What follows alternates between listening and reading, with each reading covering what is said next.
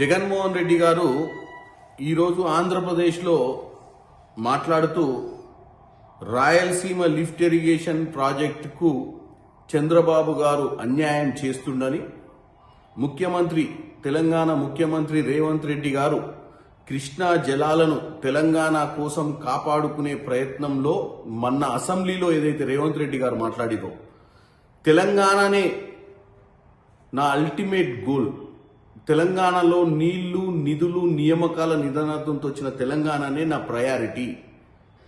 ఏదైతే BRS party వాళ్ళు పదే పదే చంద్రబాబు నాయుడు డైరెక్షన్లో పనిచేస్తుండు, ఆంధ్ర వాళ్ళ అవసరాల కోసము రేవంత్ రెడ్డి గారిని చంద్రబాబు వాడుకుంటుండని బీఆర్ఎస్ పార్టీ వాళ్ళు గతంలో ఎన్నోసార్లు తెలంగాణలో బనకచెర్ల విషయంలో కానీ కృష్ణా జలాల మీద ఉన్నటువంటి ప్రాజెక్టుల విషయం పాలమూరు రంగారెడ్డి విషయంలో కానీ రేవంత్ రెడ్డి గారిని బద్నాం చేసే పని పెట్టుకొని తెలంగాణ సెంటిమెంట్ని మళ్ళా రేకెత్తించాలని చూసిరు.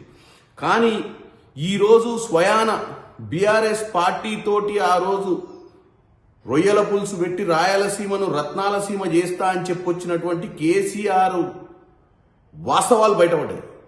ఎందుకంటే ఈరోజు జగన్ రెడ్డి గారు అదే అంటుండు, నేను అధికారంలో ఉన్నప్పుడు నేను రాయలసీమ లిఫ్ట్ ఇరిగేషన్కి దొంగచాటుగా కృష్ణా జలాల నీళ్లు అక్కడ కేసీఆర్ తోటి మంతనాలు చేసి తెచ్చుకోగలిగిన.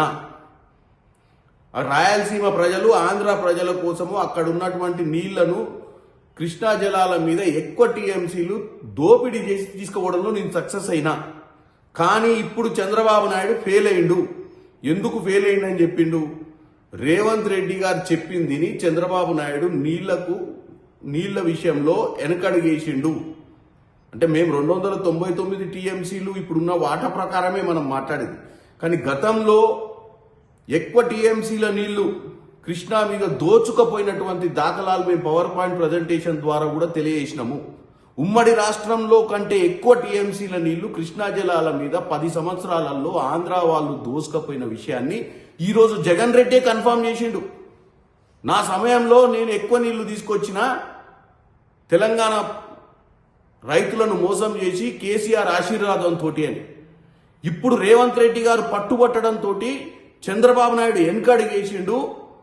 ఆ దొంగతనం ఆగిపోయింది, టీఎంసీల నీళ్ళు ఎక్కువైతే దోచుకొని పోయిన దొంగతనం ఆగిపోయిందని చెప్పిండు. దీన్ని బట్టి చూస్తే ఏంది, ఆ రోజు జగన్ రెడ్డికి ఉన్నటువంటి కేసీఆర్కు జగన్ రెడ్డికి ఉన్నటువంటి సంబంధాలు, ఆ రోజు జగన్ రెడ్డి కోసమే కృష్ణా జలాల మీద దక్షిణ తెలంగాణ రైతులను విస్మరించి ఎక్కువ నీళ్ళు ఆంధ్ర వాళ్ళకి ఇచ్చినట్టే కదా. కాబట్టి ఈరోజు తేట తెల్లం అయిపోయింది. రేవంత్ రెడ్డి గారు అసెంబ్లీలో చెప్పిన విషయం ఈ రాష్ట్ర బాగు కోసము, ఈ రాష్ట్రంలో రైతుల కోసము, ఈ రాష్ట్ర అవసరాల కోసము పార్టీలకు అతీతంగా ఏ పనికైనా నేను సిద్ధం, నన్ను ప్రజలు నమ్మి ముఖ్యమంత్రిని చేసిర్రు, నేను ప్రజల కోసం పనిచేస్తా అన్నది ఈరోజు చెప్పకనే వాళ్ళ పాత మిత్రుడు జగన్ రెడ్డి ఈరోజు ఆంధ్రప్రదేశ్లో చెప్పడం జరిగింది. చరిత్ర సృష్టించినోడు ఇప్పుడు ఆ చరిత్రని తిరగరాయబోతున్నాడు. అబద్ధాల గోడల్ని బద్దల కొట్టి నిజాలను రాగా మీ ముందుంచబోతున్నాడు. నిజమైన వార్తల కోసం వెంటనే డౌన్లోడ్ చేసుకోండి రా యాప్ని.